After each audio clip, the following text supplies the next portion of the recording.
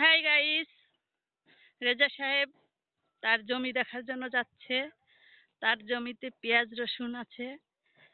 আর প্রাকৃতিক সৌন্দর্য তোমাদের দেখাই, মানে মাঠে আসলে মন ভালো হয়ে যায়।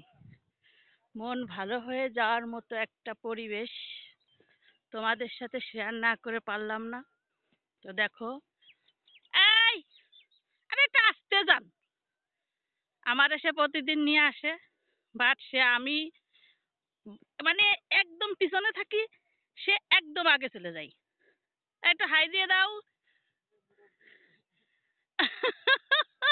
তারে আমি সবসময় মুরব্বি বলি, তো সে মুরব্বির তার সেভ হয়ে গেছে। এ মুরব্বি। গাইস চলো, তার পেঁয়াজ রসুনের জমি তোমাদের দেখাচ্ছি। ফসল একবারে এত ভালো হয়েছে কি আর বলবো। দেখো, এটা হচ্ছে পেঁয়াজ, আর এগুলো হচ্ছে মনে হচ্ছে সবই পেঁয়াজ। কত সুন্দর হয়েছে দেখো। তো এগুলো হচ্ছে আমাদের না, তোমাদের দেখাচ্ছি জাস্ট। চলো আমাদের জমির কাছে যাচ্ছি, চলেন স্যার, মুরব্বি চলেন।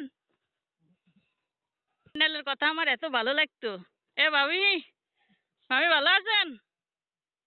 আইনালের কথা রিপিট করতেছি।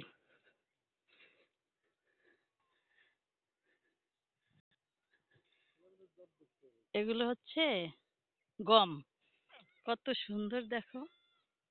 ওই যে স্যার যাচ্ছে গমের আতাল দিয়ে। মানে প্রাকৃতিক সৌন্দর্য দেখলে এত ভালো লাগে। এই যে দেখো, এই হচ্ছে পেঁয়াজের মানে বীজ, পেঁয়াজের বীজের জমি। এগুলো হচ্ছে পেঁয়াজের বীজ, বীজ হবে।